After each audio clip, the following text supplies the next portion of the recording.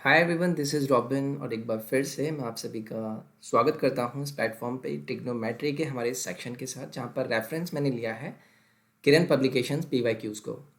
Questions जो मैं इस पार्ट में लूँगा वो आपके बेस्ड होंगे टिग्नोमेट्रिक रेशियोज़ और आइडेंटिटीज़ और उनके फंक्शंस पे।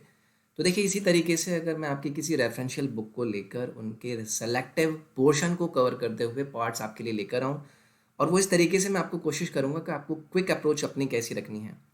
अब इस बुक की खासियत यही है कि इसमें आपके कन्वेंशनल वेज काफ़ी सारे बताए गए हैं, आपको पीवाईक्यूज़ की भरमार दी गई है। बट वही उनका करना ना करना, उनको समझना ना समझना, वो एक एस्पायरेंट की उस तरीके की टेंडेंसी बन जाती है कि भाई चलो ठीक है, हम देख लेते हैं पीवाईक्यूज़ इस तरीके का पैटर्न हमें बताता है, तो उसी बेस पर हम अपनी तैयारी को आगे बढ़ाते हैं। इस सेशन में मैं इन्हीं क्वेश्चंस को लूँगा और ऐसे ही काफ़ी सारे मेरे सेशंस आते रहेंगे। So do follow this. और ये कुछ मेरे बारे में जानकारी, अपने सेशन को स्टार्ट करेंगे। My name is robin. पहला क्वेश्चन देखते हैं।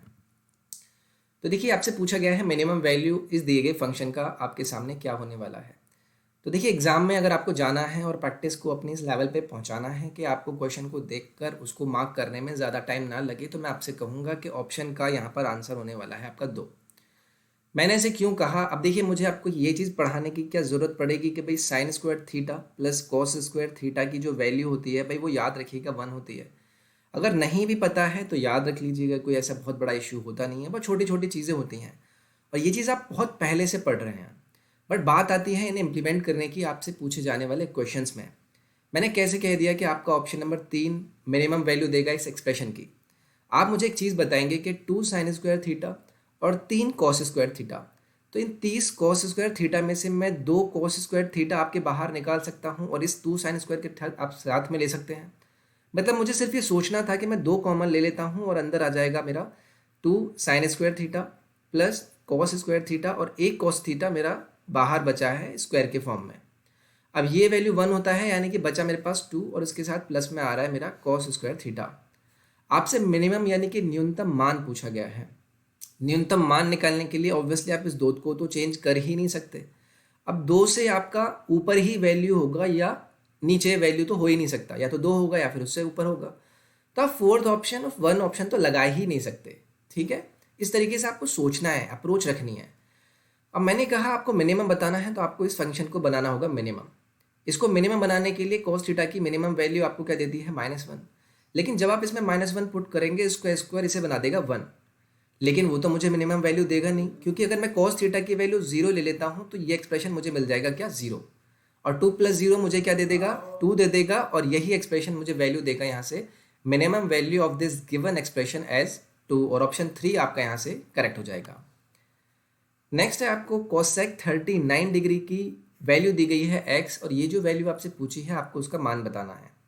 तो देखिए, टिग्नोमेट्री अगर आप पढ़ते हैं तो बेसिक चीज़ें आपको यही बताई जाती हैं कि भाई 1/sin ये आपका कोसेक के इक्वल होता है, या फिर 1/cosec ये आपका साइन के इक्वल हो जाता है। इसी तरीके से कॉस, उसके बाद सेक, उसके बाद टैन और कॉटेक, ये दूसरे के इन्वर्शनल वैल्यूज़ आपके देते हैं। लेकिन आप मुझे एक चीज़ बताएंगे कि यहाँ पर आपके पास है 1/cosec स्क्वायर 51। क्या मैं 1/cosec स्क्वायर 51 को आपके लिए ये सोचने में क्या देर लगेगी कि भाई ये वैल्यू आपकी होने वाली है साइन स्क्वायर 51। अब जैसे ही मैंने साइन स्क्वायर 51 देखा तो मैं साइन स्क्वायर 51 को क्या लिख सकता हूँ, cosec स्क्वायर 39। क्यों? क्योंकि मुझे पता है कि भाई मैं इन्हें चेंज कर सकता हूँ 90 माइनस थीटा के फॉर्म में। अब जैसे ही कॉस स्क्वायर 39 हो जाएगा, यहाँ पर साइन स्क्वायर 39 है, तो ये एक्सप्रेशन आपका 1 बन गया। इसी तरीके से इस माइनस वाले एक्सप्रेशन में ये दिया गया है आपको साइन 51। अब इस साइन 51 को अगर मैं लिखना चाहूँ कॉस के फॉर्म में, तो मैं क्या लिख सकता हूँ कि ये कॉस स्क्वायर 39 हो जाएगा। अब कोसेक स्क्वायर 39 और सेक स्क्वायर 39 क्या एक दूसरे के इन्वर्सली नहीं होंगे, तो ये भी आपका कट जाएगा और ये वैल्यू भी 1 बन जाएगा। ये माइनस का 1 है, ये प्लस का 1 है, तो ये भी आपके कैंसिल आउट हो गए। बचा आपके पास क्या, ये वैल्यू। अब साइन स्क्वायर 39 और उसके साथ नहीं, साइन स्क्वायर 39 तो आपका चला गया ना, उधर 1 बन गया। बचा है आपके पास क्या, टेन स्क्वायर 51। अब टेन स्क्वायर 51 को आपको पता है आप क्या लिख सकते हैं, कॉट स्क्वायर 39। अब कॉट स्क्वायर 39 जैसे ही आप लिखेंगे, आपको पता है कि भाई कॉट को कोसेक के फॉर्म में आप कैसे लिख सकते हैं। आपको पता है 1 + कॉट स्क्वायर थीटा आपका कोसेक स्क्वायर थीटा के इक्वल होता है, और मैं कॉट थीटा को कोसेक के फॉर्म में लेने जाऊं तो वो क्या बन जाएगा, वो आपका सिंपली बन जाएगा कोसेक स्क्वायर 39 -1। इसका वैल्यू है आपके पास x, यानी एक्स स्क्वायर माइनस वन आपका एक्सप्रेशन का वैल्यू आ जाएगा, जो कि देगा आपको ऑप्शन नंबर 3 यहाँ से करेक्ट। नेक्स्ट है आपको m की वैल्यू दी गई है cos alpha upon cos beta, आपको n की वैल्यू दी गई है cos alpha upon sine beta, आपको इस गिवन एक्सप्रेशन का वैल्यू बताना है। तो देखिए इस क्वेश्चन को करने के काफ़ी सारे तरीके हो सकते हैं। आप क्या कर सकते हैं, आप m और n की वैल्यू डायरेक्टली पुट करके उसे सिंप्लीफाई कर सकते हैं, या फिर अल्फा और बीटा को कुछ भी मान के आप देख लीजिए कि भाई m और n को इस एक्सप्रेशन में रखने के बाद, उस एंगल को बीटा की जगह रखने के बाद आपके पास क्या वैल्यू आने वाली है। मैं दोनों तरीके से आपको बताऊंगा, सिंप्लीफिकेशन कैसे करेंगे या फिर मैं यहाँ पर एंगल वैल्यू कैसे रखूंगा। पहले मैं एंगल वैल्यू बोलता हूँ। मैंने बोला भाई अल्फा आप मान लीजिए 30 और आप बीटा मान लीजिए क्या, आप मान लीजिए कि 60 मान लीजिए, या फिर आप दोनों को इक्वल भी मान सकते थे 45। ठीक है, तो आपने क्या किया, चलिए मैं थोड़ी देर के लिए आपके 45 मानता हूँ, देखते हैं कि क्या रिजल्ट क्या आता है। मैंने 45 माना, cos 45 आपका m का वैल्यू कितना आ गया यहाँ से 1, यहाँ से sin 45 cos 45 n का वैल्यू भी कितना आ गया 1। इसे इसमें पहले पुट कर दीजिए, 1 + 1 अगर मैं बात करूँ तो ये कितना हो गया 2। अब 2 × cos 45 कितना होता है 1/√2, 1/√2 का स्क्वायर करेंगे तो कितना हो जाएगा 1/2, 2 से 2 कट जाएगा, यानी कि इस एक्सप्रेशन का आपका वैल्यू आना चाहिए था 1। ठीक है, लेकिन आप ये जब चीज़ें यहाँ पर पुट करके देखेंगे ना, तो n की वैल्यू 1 पुट करने पर यहाँ पे भी आपको 1 मिल जाएगा, यहाँ पर भी 1 मिल जाएगा, यहाँ पर भी 1 मिल जाएगा, और यहाँ पर भी आपको 1 दिया ही गया है। तो एंगल वैल्यू कुछ ऐसा माने जो कि आपको ऐसा रिजल्ट दें ताकि उसमें आप डिफ्रेंशिएट कर पाएँ। मैंने आपसे बोला आप अल्फा को मान लीजिए 30 और आप बीटा को मान लीजिए क्या 60। ठीक है, अब cos 30 की वैल्यू क्या होगी √3/2, उसके बाद cos 60 की वैल्यू क्या होगी 1/2। ये किसकी वैल्यू आ गई आपके पास m की वैल्यू, यानी कि m की वैल्यू आपके पास कितनी आ गई √3। इसी तरीके से n की वैल्यू कितनी हो जाएगी, ये आपका क्या है 1/√3, आई मीन √3/2, ये हो गया आपके पास √3/2। और sin 60 की वैल्यू कितनी होती है √3/2, यानी कि n की वैल्यू आपके पास कितनी आ गई 1। अब इसमें पुट कर दीजिए m स्क्वायर, यानी कि √3 का स्क्वायर 3 दे देगा, n स्क्वायर यानी कि 1 का स्क्वायर 1 देगा, ब्रैकेट के अंदर आ गया cos 60 का स्क्वायर, 60 का स्क्वायर 1/2 का स्क्वायर कितना होगा 1/4, तो ये भी आपका कट गया। यहाँ से कितना आया आपके पास 1 वैल्यू आया। अगर आपके पास इस एक्सप्रेशन का वैल्यू 1 आ चुका है, यहाँ पर पुट करके देख लिए, ये भी आपको 1 मिलेगा, ये भी आपको 1 मिलेगा। तो एंगल वैल्यू आपको कभी कभी इस तरीके से फंसा देती है कि यार आपको ये चीज़ क्लियर नहीं हो पाती है कि भाई मैं वैल्यू एंगल की क्या लूँ। तो हमेशा सिंप्लीफिकेशन वैल्यू से भागने की कोशिश ना करें। अब देखिए मैं यहाँ पर सीधी सीधा आपको बोलता हूँ, आप m और n की वैल्यू पुट कर दीजिए। जैसे ही आप m की वैल्यू यहाँ पर पुट करेंगे, आपका एक्सप्रेशन क्या बन जाएगा cos square alpha upon cos square beta plus cos square alpha upon sine square beta, और बाहर आपका क्या है cos स्क्वायर बीटा है। इन दोनों को मैंने स्क्वायर करके सम कर दिया है। ठीक है, cos स्क्वायर अल्फा मैं कॉमन ले सकता हूँ, cos स्क्वायर अल्फा मेरा बाहर आ गया, अंदर मेरा क्या बचा 1/cos square beta plus sine square beta, और बाहर मेरा क्या है cos स्क्वायर बीटा। ठीक है, अब जहाँ पर एलसीएम लेंगे तो ये क्या हो जाएगा साइन स्क्वायर बीटा और cos स्क्वायर बीटा वो 1 हो जाएगा, और नीचे क्या आ जाएगा cos square beta sine square beta, और ऊपर क्या है आपका cos स्क्वायर अल्फा और cos square beta. cos square beta से cos स्क्वायर बीटा कट गया, cos स्क्वायर अल्फा अपन साइन स्क्वायर बीटा। अब इसकी वैल्यू आपको क्या दी गई थी cos square alpha beta, alpha अपन साइन स्क्वायर बीटा n की वैल्यू है, यानी कि n का स्क्वायर आपके पास आंसर आ गया। ऑप्शन नंबर 1 आपका यहाँ से करेक्ट हो जाएगा।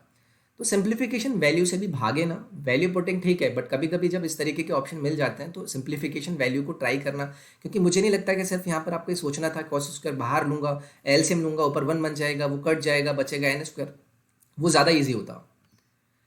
नेक्स्ट आपको दिया गया है tan theta plus cot theta upon tan theta minus cot theta की वैल्यू अगर 2 के इक्वल है तो साइन थीटा की वैल्यू क्या होगी, तो देखिए ये होगी √3/2।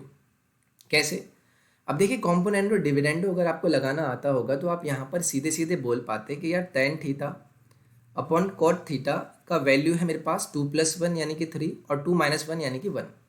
अब tan अपॉन कॉट थीटा अगर आपको दिया गया है तो मैं से tan थीटा लिख सकता हूँ, ऊपर चला जाएगा ये रिवर्स में, तो यानी कि tan स्क्वायर थीटा की वैल्यू है आपके पास √3, यानी tan थीटा की वैल्यू कितनी होगी आपके पास √3 और थीटा की वैल्यू कितनी आ गई 60। ये चीज़ आपको इसको देखकर ही पता करनी थी कि भाई मैं कॉम्पोनेंट और डिविडेंडो यहाँ लगाऊंगा, tan अपॉन कॉट यानी कि tan स्क्वायर हो गया, इधर मेरा 2 + 1/1 हो गया यानी कि 3/1, स्क्वायर हटाऊंगा √3 लगेगा, थीटा की वैल्यू 60 आ जाएगी, और साइन 60 की वैल्यू कितनी होती है √3/2 होती है। ऑप्शन नंबर 2 आपका यहाँ से करेक्ट हो जाएगा। नेक्स्ट है भाई, इसकी वैल्यू अगर 2 दी गई है, वैल्यू बता दीजिए इसकी। तो देखिए इसकी वैल्यू 2 कैसे ला सकता हूँ मैं, x को भी 0 रख देता हूँ और y को भी 0 रख देता हूँ, क्योंकि cos 0 भी 1 होता है और cos 0 भी 1 होता है। तो यहाँ से मेरा 1 + 1 2 आ जाएगा। लेकिन sin 0 की वैल्यू 0 होती है और sin 1 की भी 0 होती है, और 0 में 0 अगर मैं ऐड करता हूँ तो मेरा आंसर भी कितना आएगा, 0। और ऑप्शन नंबर 1 आपका यहाँ से करेक्ट हो जाएगा। नेक्स्ट एक्सप्रेशन आपको दिया गया है, बता दीजिए इसका वैल्यू क्या होगा। तो इसका वैल्यू होगा 1। इतना जल्दी लगाना है आपको, आसान है, मेरे को नहीं लगता कि आपको ज़्यादा इश्यू आना चाहिए, लेकिन आपको ये पता होना चाहिए कि भाई tan, और मैं अगर 1/cot tan थीटा, या फिर मैं इसमें cot थीटा का मल्टीप्लाई करता हूँ तो ये वैल्यू आपकी 1 आती है। और आपको ये भी पता होना चाहिए कि भाई tan 90 - थीटा आपका क्या देता है, cot थीटा देता है, ये भी आपको पता होना चाहिए। ये tan 1 है, ये tan 89 है। tan 89 को मैं क्या लिख सकता हूँ, cot 1 लिख सकता हूँ या नहीं लिख सकता हूँ, 90 - 89 करके। अब इससे आपका कट जाएगा, नहीं कट जाएगा, ऐसे ही सारी वैल्यू कट जाएंगी, बस आपका tan 45 बचेगा, वो भी क्या होता है, 1 ही होता है। ऑप्शन नंबर 1 आपका यहाँ से करेक्ट हो जाएगा। Measure of the angles of triangle ratio है 2, 7, 11। मेजर ऑफ द एंगल्स आपका कितना होगा। तो देखिए मैं वही आपसे बोलता हूँ कि क्वेश्चंस इजी होते हैं, लेकिन क्विकली उन्हें सॉल्व करने में आपको सिर्फ इतना टाइम लगना चाहिए कि भाई इसका आंसर 2 होगा। अब आपको वो नहीं करना है 2x 7x 11x का सम करेंगे, फिर उसके बाद ऐसे वैसे वैसे ऐसे करेंगे। सीधे सीधे देखिए 11 और 9 कितना हो गया, 20, और तीनों एंगल का सम कितना होता है, 180। एक का वैल्यू कितना हो गया, 9 हो गया। एक का वैल्यू 9 हो गया तो 2 का कितना होगा, 18 होगा। इस 18 को देखकर ही आप ऑप्शन नंबर 2 को बोल देते हैं करेक्ट होगा। नेक्स्ट है एंगल, एक ट्राइंगल के 3 दिए गए हैं, x की वैल्यू बता दीजिए तो कितना हो जाएगा। ये आपका 6x हो गया, 6 हो गया, यानी कि 29 आपका आंसर होगा। ऑप्शन नंबर 3 आपको यहाँ पर लगाना था। कैसे, तीनों का सम 180 रखना है, लिखने की ज़रूरत नहीं है, यहीं पर सॉल्व कीजिए। x 2x 3x 6x हो गया, ये कितना हो गया आपका 2, 6 आपका 6 हो गया। सम कितना होगा, 180 होगा, 6 कॉमन लूँगा तो कितना आएगा, x + 1 30 हो गया, और 30 में से 1 को घटा दूंगा यहाँ से हटा के, तो कितना आ जाएगा, 29 आ जाएगा। ऑप्शन नंबर 3 आपका यहाँ से करेक्ट हो जाएगा। नेक्स्ट है tan 315 cot -405 की वैल्यू बतानी है। तो देखिए आपको पता होगा कि भाई cot - थीटा की वैल्यू क्या होती है, -cot थीटा होती है। बस इतना ही आपको करना है। इस एक्सप्रेशन को लिखने के लिए मुझे बस इतना करना है कि भाई ये tan 315 है तो माइनस हो गया आपका tan 315 और cot 405, ये मुझे यहाँ से पता चल गया।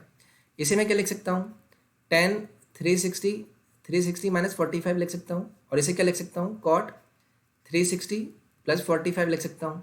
अब ये चीज़ें आपको पता होनी चाहिए कि भाई क्वाड्रेंट की जो वैल्यूज़ होती हैं आप कैसे निकालते हैं। जब आप करेंगे cot 360 + 45 तो कितना मिल जाएगा आपको, cot 45 होगा, प्लस में tan 360 - थीटा आपको देगा -tan थीटा। अभी -tan 45 जब आएगा, एक ऑलरेडी माइनस था तो प्लस हो गया, tan 45 1 हो गया, cot 45 1 हो गया, और 1 और 1 का मल्टीप्लाई करके मुझे कितना मिलेगा, 1 मिलेगा। आंसर हो जाएगा आपका सेकेंड ऑप्शन। नेक्स्ट है, ये वैल्यू दी गई है, आपको बताना है कि भाई अल्फा की वैल्यू क्या होगी। तो देखिए tan α - बीटा अगर आपको 1 दिया गया है तो आपको बस ये लिखना है भाई अल्फा - बीटा की वैल्यू है मेरे पास कितनी, 45। ठीक है, अब इतना ही टाइम लगाना है। आपको ये पता भी होना चाहिए कि भाई अल्फा + बीटा की वैल्यू यहाँ से अगर 2/3 दी गई है सेक के फॉर्म में, तो ये कितना हो जाएगा मेरे पास 30, क्योंकि सेक 30 की वैल्यू होती है। अब अल्फा मुझे कैलकुलेट करना है, मैं सम कर सकता हूँ, 75/2 आना चाहिए था। 75/2 क्या होता है, 37.5, यानी कि ऑप्शन नंबर 4 आपका यहाँ से